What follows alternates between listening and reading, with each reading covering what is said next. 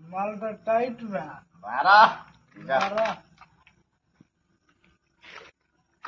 टुनटुन हाँ का कहते रहे? या तनी हम घरे हो ना तो हमार मेहरुआ फिर कमाड़ी बंद कर दिन तो खोली ना लागी झड़ू बस। ठीक बा भाई चली जा। टुनटुन अब का बोलते रहे? अजी तो समझा दे मतलब हम मार के को कूद देव हम। तोरा सारा बात ज्यादा चढ़ गया जवाब। ठीक बजा तने घर जा सूते जा। Bye by.